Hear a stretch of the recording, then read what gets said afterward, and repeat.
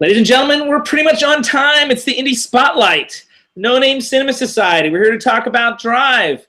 And I'm very excited that we're on time. This is like, it's like we never start the Indie Spotlight on time. It's just too exciting for words. So as I mentioned, we're talking about Drive. And we're throughout all of 2016, we're looking back 5 years at indies from 5 years ago. And so Drive is one of those. And we've been I've been recommending indies to these guys, and they've been watching for the first time. That's sort of how the Indie Spotlight works. Sometimes they recommend them, but rarely.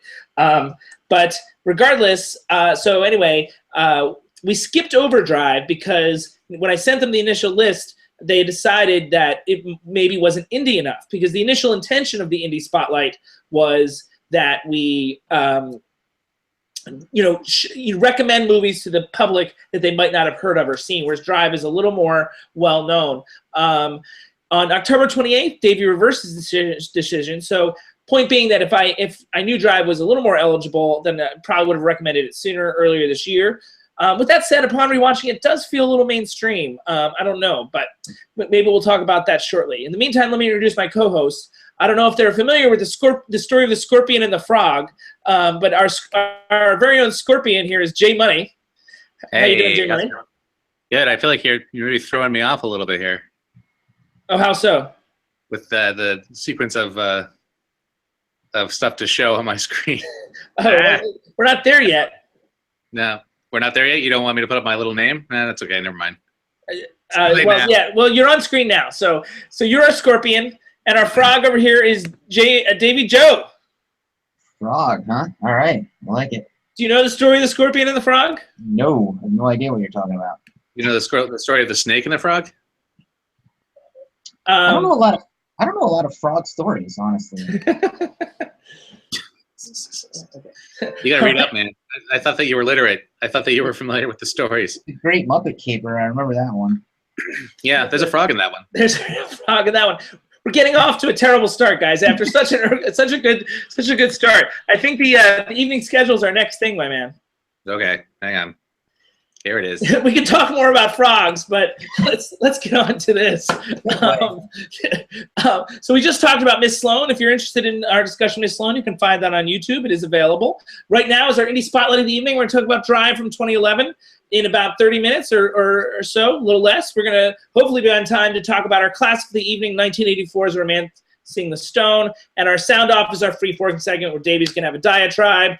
And I'm going to do a top 5 action comedy films based on a discussion of Romancing the Stone. All right, I think we should move. Oh, we have trivia. In the meantime, you can get the summary photo ready, which is called Stunty. Fun enough. The trivia this week was that it was on Facebook, and we said that our Indie of the Week won Best Director at the Cannes Film Festival in 2011, and it was for Nicholas Winding Refn. It was for Drive, and we'll maybe figure out if that was deserved or not.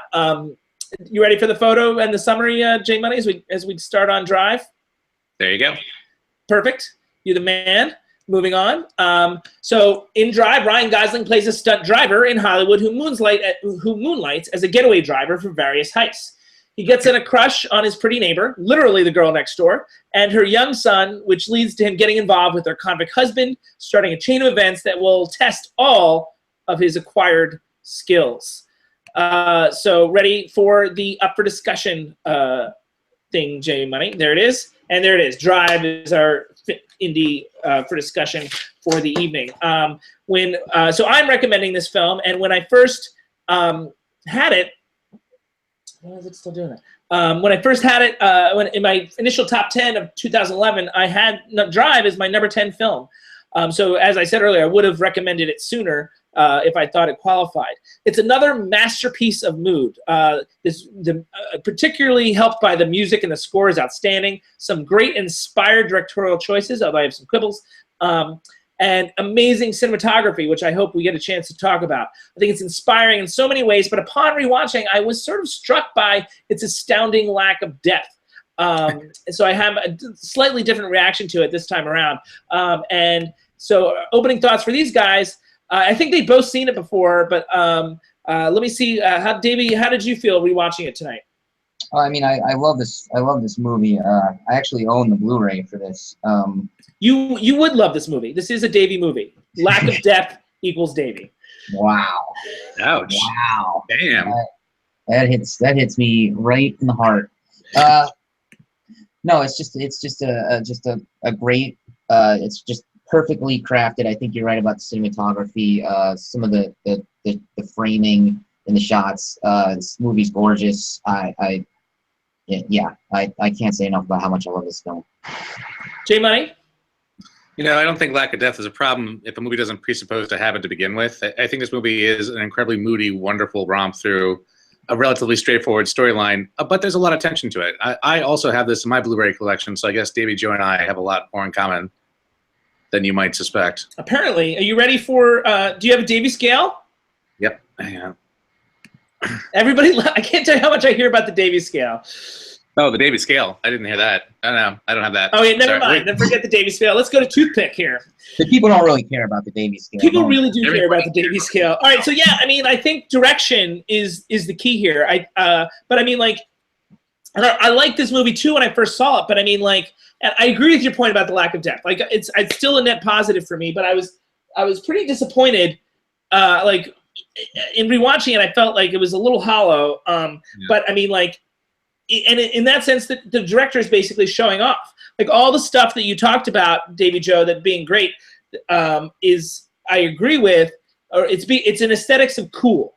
You know what I mean? Like it's doing things that are cool and they serve the story, but the story itself, there's not much there. But from a direction point of view, I mean, this there's a couple things he does that really achieves this stylized tone mood. I think it's the music is a key player in this. Absolutely. The camera movement is very key here, and also silence. And if we can pull up the photo staring, that'd be great. The way that he uses silence and subtext. This movie is bathed in subtext. It's like drowning in it, in a very unbelievable way. Like it's not plausible or realistic, but it works for the film. So as I cut to the staring photo. So with that in mind, guys, what do you think about that statement? Yeah, I mean, I agree. And I guess since we're circling back around to sort of how much depth there might be in this movie, to your point, because of the subtext, I think that there is more going on here than just simple, like a flat-out representation of what is cool and what is cool to watch. I think that there is something smoldering with all the characters on this movie, especially, Gosling, who never quite seems like safe. He never quite seems like a somebody you can completely back. There's something about him that seems unsettling, which I think is what makes it just more interesting than if it was just him looking cool all the time. Yeah, I have a lot of good things to say about Gosling, and I write almost like the way Chastain carried Miss Sloane. I feel like he's a key cog in this wheel here. But I want to talk about that later. But staying on this idea of direction and what Nicholas Winding Refn brings to the table. Davy Joe, what do you have to say about all that? I think that if you're going to ask me about direction, He did. I mean, the directorial chases, I think, are what makes this movie. Yeah, no, and I agree. I think that there's a number of different ways that I go with the direction, but I just. Well, let's talk about mood specifically. How we achieve the mood. The three things that I talked about: the music, the camera work, and the subtext. Absolutely, all three. The music is the thing that I think most people take away. It's just perfect. It's just perfect. So Davies. Now that Davies finished a sentence, let's move on to the next part. Do you have the next photo, J Money?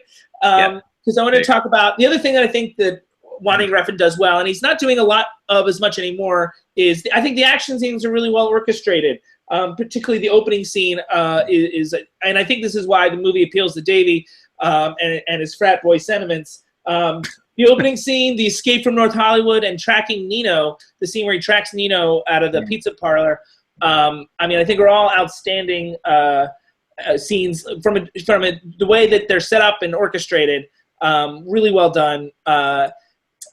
J Money, what do you got about that?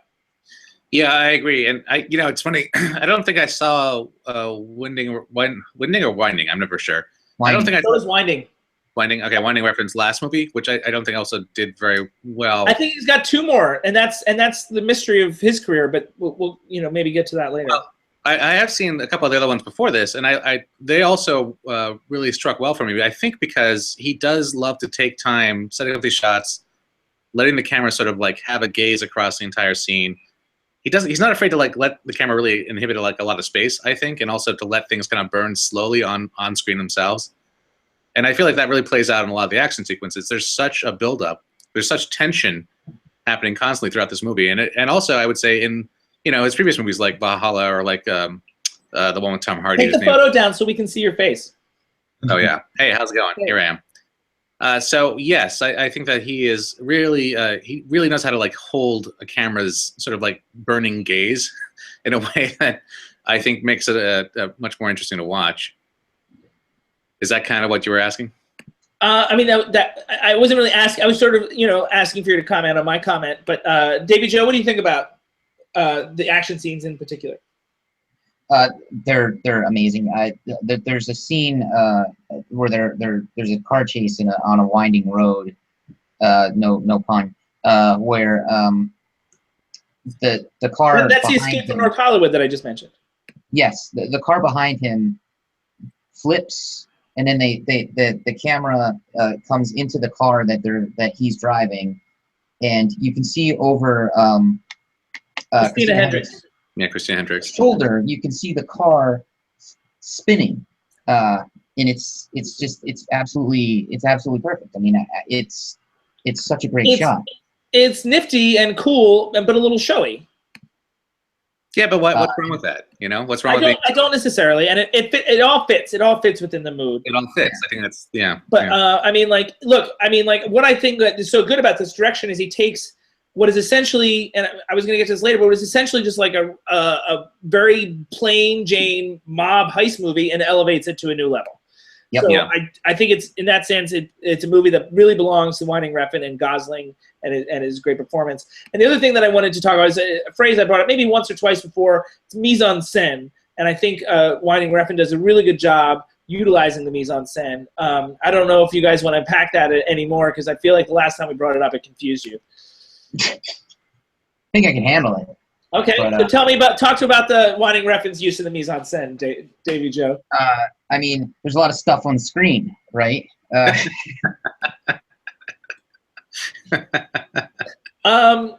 it. Yeah. Well, Yeah. Let's talk about the scorpion and the frog. Because his on his jacket is the scorpion, but he's really the frog in this, is he not? Yeah, maybe. It's kind of a gray area, I think. He doesn't strike me as being entirely good. Well, I mean, do you know the story of the scorpion and the frog? Yeah. Okay. Where the scorpion wants to ride across the river on the Yeah, back of the frog. yeah. Aesop Fable. Yeah. Classic. Oh, it's actually, I think it was 19. No, I think it was Aesop. I think it was like a 50s thing. It came out in the Oh. 50s. Yeah. Well, I think that there was earlier versions of it that go No, back a I little did while. research specifically for this thing. So. Okay. Did the snake and the frog come out before that? 'Cause the snake and the frog. All right. Moving on. Bring up that picture you just had up at the motel picture because I never showed it. Okay. So here are my issues though with Winding Refn, and this is not normally an issue for me, and this is something that I didn't feel fit in the movie so much, and that is I felt the violence was a little excessive. Like every time I thought it was going to, I don't mind violence generally, but I mean like every violent moment I felt like went a little too far, and again I think it's like it's a very male-centric aesthetics of cool thing that I feel like it's almost like this Tarantino influence that it was unnecessary and I think it didn't fit. I'm sorry to be the fuddy-duddy. He's a self. He calls himself a fetish filmmaker. I mean, like that's what he's trying to do. And I thought you'd hate that. When I saw, I was like, JB's not gonna go for that. I think I'm becoming predictable, guys. I think that it works. In that it definitely it's not constant. so when it hits, it has a lot of impact. So I mean, like it has initial impact, but then it keeps going, and in a fetishy kind of way that you talked about. J Money, I imagine you're with Davy Joe.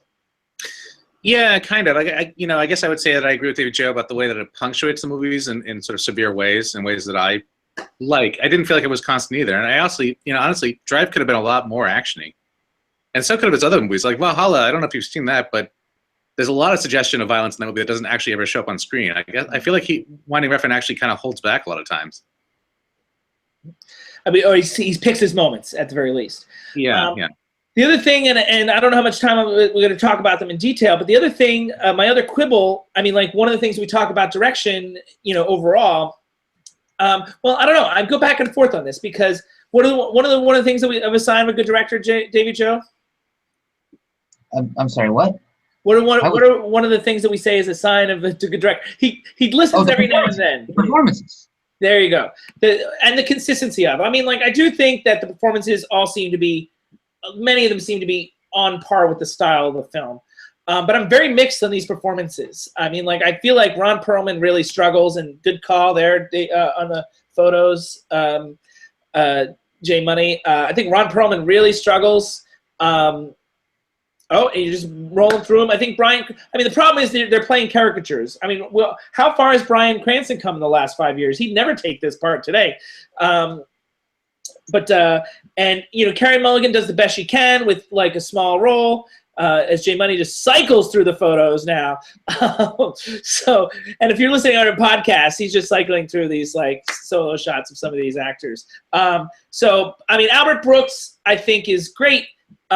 He brings a lot of quirk and nuance to an otherwise two-dimensional character on the page, but not like he got some award nominations for this, and I think maybe that was a little out of hand. There's Albert Brooks. I never caught the Albert Brooks photo, but I feel like that was maybe because it was so counter character to what you would expect from Albert Brooks. I agree, but that doesn't make it award worthy either. No, I absolutely agree with you. I just thought it was also really fascinating to watch him do it, and I really wish he would do more like evil characters. I really wish he would play more straight people. Yeah, no, I mean for sure, and he will. I'm sure. I think Ryan Gosling's the key.